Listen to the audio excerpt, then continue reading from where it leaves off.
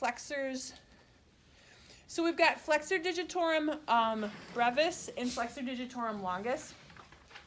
Those are going to be, Flexor Digitorum Brevis is going to be flexion of the PIP joints of digits 2 through 5, and Flexor Digitorum Longus is going to be flexion of the DIP joints of digits 2 through 5.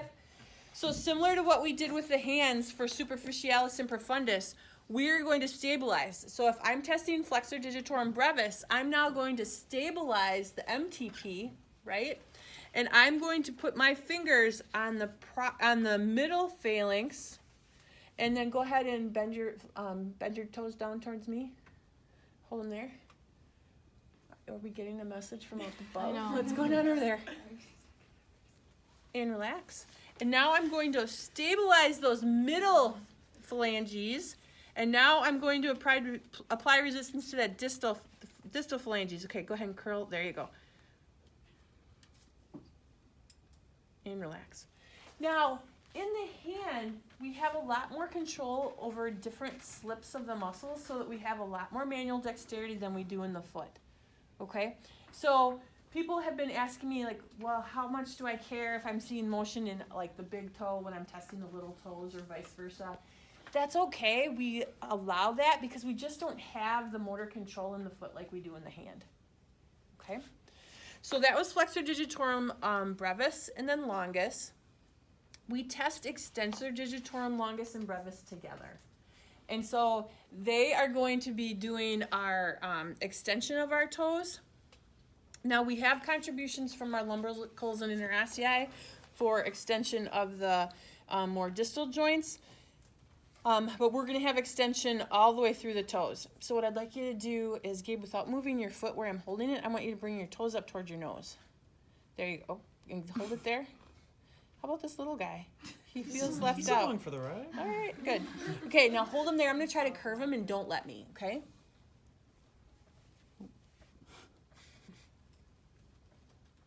And relax. So I'm testing MTP, PIP, and DIP extension all together, okay? Now, I don't want him pulling into dorsiflexion, so I want him to be in just a little bit of plantar flexion when I do that test, and I don't want him to pull up. Okay, so that's a compensation. So that's really a group test. Okay? All right? Let me ask a question. Do you grade based on the weakest toe then? So great question. So typically you're going to grade as a group because they won't have control where they will have a weaker toe unless there's trauma to a specific toe. So that's very different than what we had for the hand.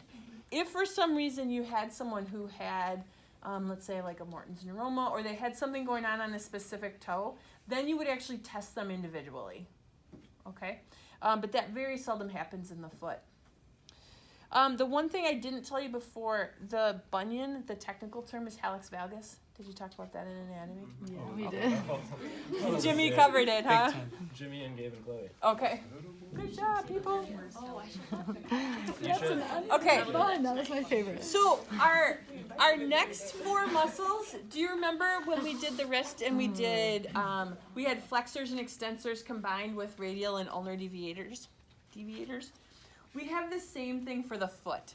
So we're going to have muscles that dorsiflex and plantar flex and then invert and evert, okay? So I've made that chart right behind Andy and Chloe on the board. So we have these four muscles that we can test pretty quickly by moving the foot into the four quadrants.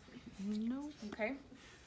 So for dorsiflexion and inversion, we have tibialis anterior. For dorsiflexion and eversion, we have our peroneus tertius. For plantar flexion and inversion, we have tibialis posterior. And for plantar flexion and eversion, we have peroneus longus and brevis. So our everter groups are going to be the peroneal groups, and our inverter groups are going to be our tibialis groups, and then they break down by plantar and dorsiflexion. So you can test those four muscles very quickly, all in the same position. Okay? So, Gabe, what I'm going to have you do is I'm going to have you bring your foot up and in for me. There you go. Hold it there. Don't let me pull it down. And relax. Good. So what muscle was I testing? Up and in. Tib anterior. Tib anterior. Okay, so now I'm going to have you point down and go in. Hold it there. Now I'm going to pull you up and out. Okay, ready? You look like you're excited about this one. It's fun.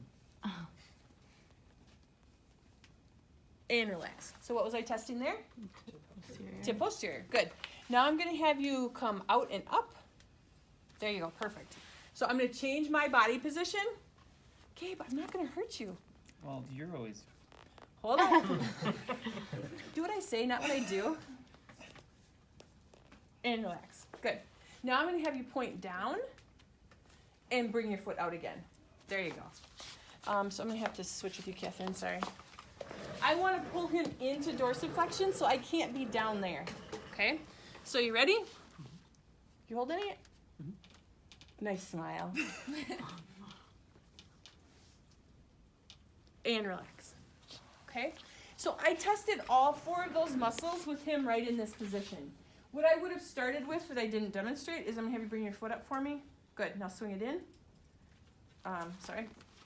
Don't move this part of your leg. Just swing in. There you go. Now swing out. Good. And come back. Now I want you to point your toe for me. And now swing in. And now swing out. And now swing out. So I would check, what I didn't model good behavior. You want to check full available active range of motion before you do those tests. I would do those all together and then do the manual muscle test all together. Okay? Now, for plantar and dorsiflexion, we are potentially going to want to do those in gravity eliminated position. So if a patient didn't have full dorsiflexion is usually the bigger problem, we would put that person in sideline and look at dorsiflexion, but now we're actually going to get our tibialis and peroneal groups together, right? So we're no longer looking at a specific muscle, but we're looking at dorsiflexors as a group. Okay? The toe stuff we're never going to do in a gravity eliminated position. All right? So if they can't like do a motion, like say someone can't flex a toe, do you just not do the muscle test? So I'm going to go ahead and grade them as if they're in a gravity eliminated position. So if they don't have full range when they're in this position, I would go ahead and give them a 2-, but they moved it some. Okay. Okay. All right. So we only have 2 left, but we'll save them.